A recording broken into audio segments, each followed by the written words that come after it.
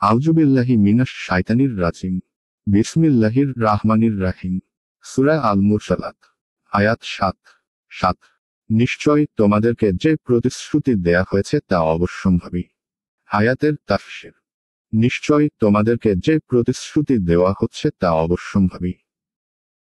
এক শপথ গ্রহণ করার অর্থ হল যে কথার জন্য শপথ গ্রহণ করা হয় সে কথার গুরুত্বকে শ্রোতাদের কাছে স্পষ্ট করা এবং তার সত্যতাকে প্রকাশ করা। এখানে যে কথার জন্য শপথ করা হয়েছে সে কথা অথবা কসমের জবাব হল তোমাদের সাথে কিয়ামতের যে অঙ্গীকার করা হয়েছে তা অবশ্যই সংঘটিত হবে।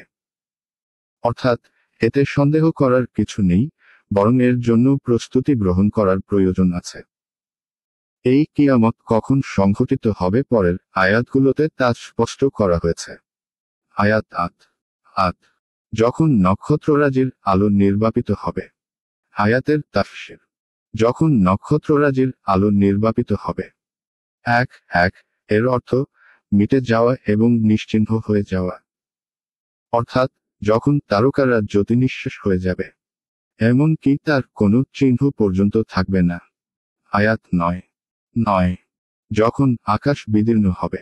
আয়াতের তাফসীর। যখন আকাশ বিদীর্ণ হবে। আয়াত ১০। এবং যখন পর্বতমালা উন্মূলিত ও বিক্ষিপ্ত হবে। আয়াতের তাফসীর। যখন পর্বতমালা চূর্ণ বিচূর্ণ করে উড়িয়ে দেওয়া হবে। এক অর্থাৎ সেগুলাকে জমিন থেকে উপড়িয়ে চূর্ণ বিচূর্ণ করে দেওয়া হবে এবং তা একেবারে পরিষ্কার ও সমতল হয়ে যাবে।